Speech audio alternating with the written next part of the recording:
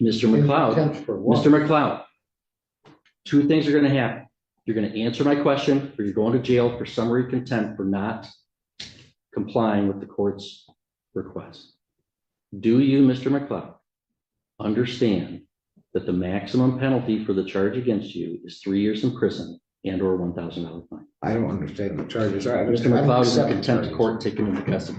Really? That's it. This hearing is absolute chaos from start to finish. Mr. McLeod, facing charges for assaulting a police officer, tries to challenge the court's authority, pulling the classic sovereign citizen move. From constant interruptions to shouting and spewing fake legal jargon, he pushes the courtroom to its limits. But the judge isn't having any of it. Firm, composed, and relentless, she shuts him down at every turn.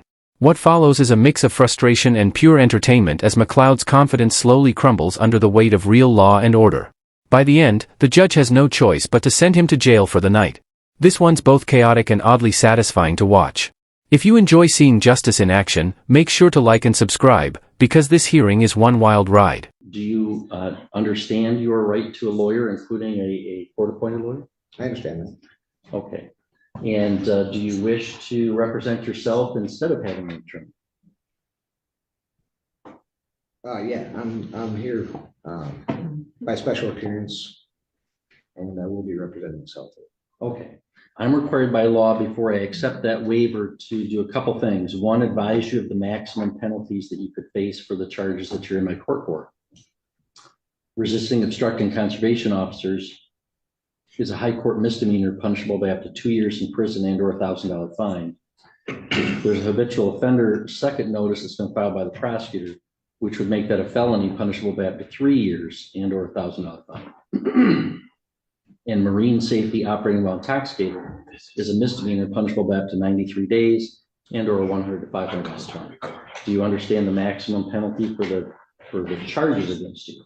Well, I don't even really understand why I'm here, honestly. Pay close attention to how remarkably calm this judge remains throughout. Despite constant interruptions and a flood of nonsense from Mr. McLeod, the judge genuinely tries to give him every opportunity to speak and be heard. It's honestly impressive how much patience and composure he maintains while McLeod acts confused about even the most basic legal concepts. Still, it makes you wonder, does this guy truly believe what he's saying, or is he just putting on an act to dodge accountability? Let me know what you think in the comments below. Well, okay. Well, that's fine. Do you understand the maximum penalty that I just explained to you? No. Hold on. I can't let you represent yourself until I establish a couple things. Well, I need to establish a couple things too, honestly. Hold on. Well, I can't let you represent yourself until I establish a couple things, or I'm going to be in trouble. Okay. Do you understand that the maximum penalty that you could face for the charges that you're here for is up to 3 years in prison and or $1,000 fine? I don't understand the nature and cause of the action against me. So what is it that you don't understand? Do you not understand how long 3 years is, or how much the fine is that I've articulated? Can you tell me what it is you don't understand? The nature and cause of the action against me because we don't establish jurisdiction. That's not what I'm asking you right now. Well, I'll let you place whatever objections you want on the record, Mr. McLeod. I promise you that. Okay. Can we just go one step at a time? So do you understand the maximum penalty that you could face if you're convicted as charged? 3 years in prison or $1,000 fine? Well, I have another question because the statutory jurisdiction doesn't exist under the Constitution. So in order for me to defend myself, could you please tell me where the published rules of conduct are for criminal statutory jurisdiction, or where I can find the nature and cause of this jurisdiction, or how this information exists? No, I don't even understand what you're asking. So you're saying this is a statutory jurisdiction under what? The statutes of Michigan, correct? Mr. McLeod, I've told you what my jurisdiction is. General jurisdiction. The people of the state of Michigan voted to convene a constitutional convention in 1961. Sure. There was a constitutional convention in 1961 and 1962. They proposed a state constitution. The voters of the state of Michigan ratified that in 1963. Article 6 establishes the judicial power, and the circuit court is a court under that judicial power of Article 6 of the state constitution. And so you're here in my court. I have subject matter jurisdiction over those crimes. I have personal jurisdiction over you because you've been alleged to have committed them in our county. That's my jurisdiction. So, Mr. McLeod, do you want to represent yourself? Do you understand the maximum penalty that you could face of 3 years in prison and or $1,000 fine?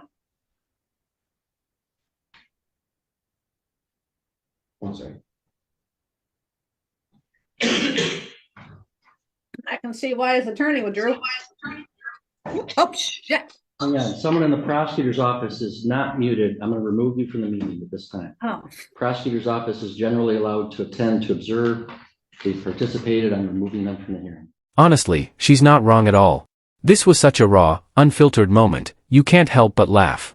And honestly, I don't know how the judge managed to keep a straight face through it all. I mean, how does something like this even happen in a courtroom? Maybe she was just caught off guard by the absurdity of it all, but either way, it perfectly captured what everyone in that room was thinking about Mr. McLeod. It's no surprise his attorney withdrew. Mr. McLeod sitting there flipping through a random pile of papers, desperately searching for some made-up law that'll magically set him free, like he's about to pull off a legal magic trick. Meanwhile, the judge, the prosecutor, and probably everyone else in that courtroom already know exactly how this is going to end. But McLeod keeps going, convinced he's outsmarted the system, when in reality, he's just digging himself deeper. You really have to wonder what sovereign citizens think will happen in these moments. Do they actually believe a judge is going to stand up and say, you know what, you're right, case dismissed? It's like watching someone try to win a game without even knowing the rules. By the end, the prosecutor's comment feels like the perfect cherry on top, because honestly, who wouldn't be thinking the same thing in her position? What makes it all even wilder is how committed these sovereign citizens are to their nonsense.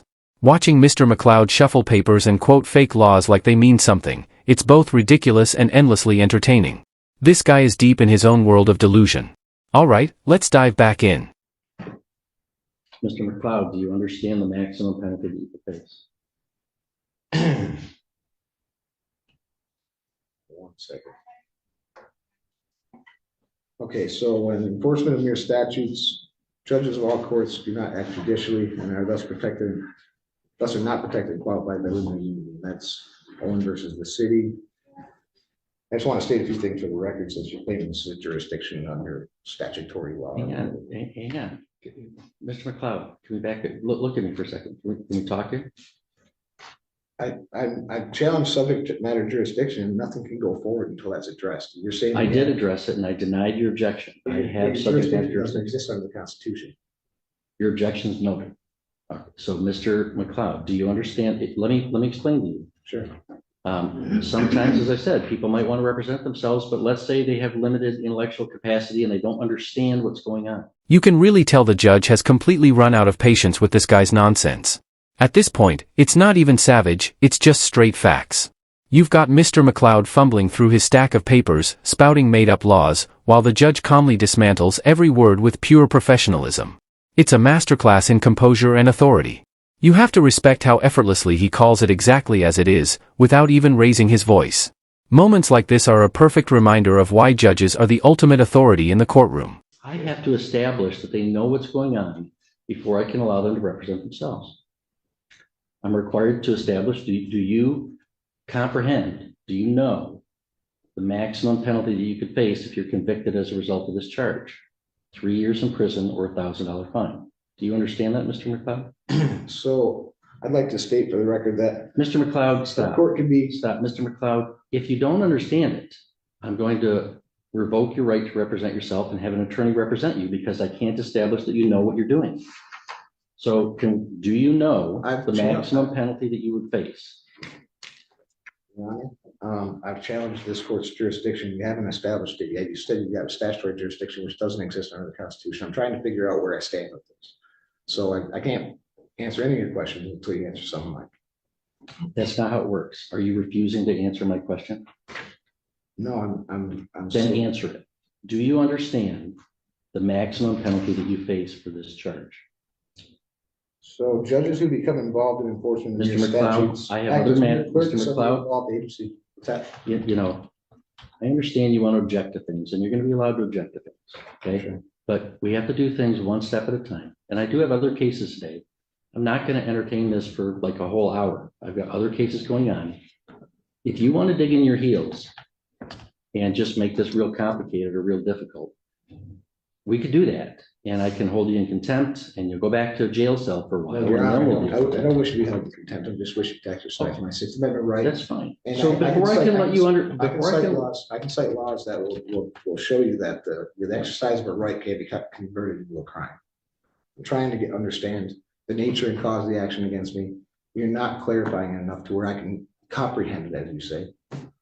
you comprehend the maximum penalty that you would face. I'm not answering any of those questions until you establish that this is a court of the Constitution, has jurisdiction under these jurisdictions. I established it. I told you. You might think I'm wrong and you can appeal. There's it no to the such Michigan thing as Court a of Appeals. statutory jurisdiction.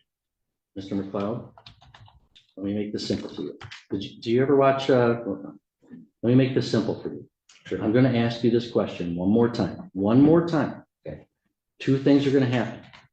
You are either going to answer my question or I'm going to hold you summarily in contempt. And the court officer will bring you to a jail cell and we'll talk about it tomorrow. You understand that? So Mr. in McLeod, contempt for what? Mr. McLeod, two things are going to happen. You're going to answer my question or you're going to jail for summary contempt for not complying with the court's request. Do you, Mr. McLeod, understand that the maximum penalty for the charge against you is 3 years in prison and or $1,000 fine? I don't understand the charges. All right, Mr. I don't McLeod is in accept the contempt charges. court taken into custody. Really? That's it. Protecting my rights is what you said last time. This isn't true. You guys are Follow following unconstitutional You're following orders. unlawful orders. It's not Not a constitutional good at all. thing. Mr. McLeod's in contempt, he's sentenced to 1 day.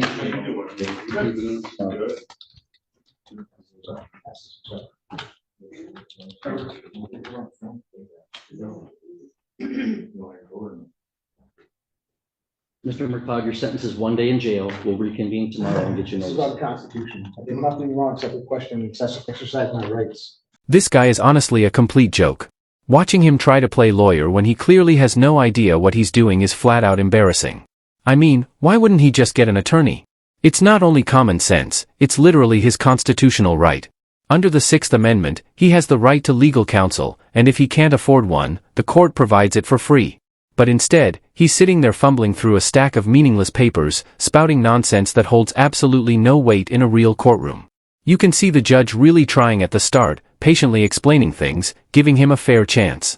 But even the calmest judge can only take so much before shutting it down. What's wild is how confident this guy looks while making a complete fool of himself.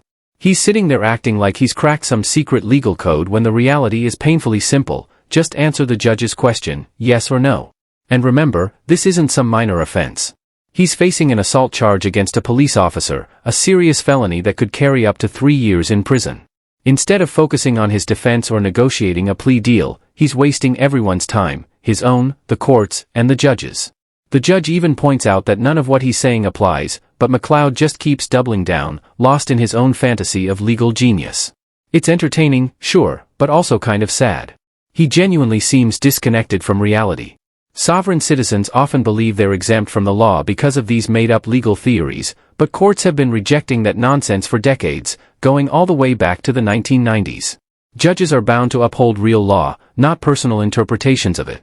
At this point, McLeod's just digging himself deeper.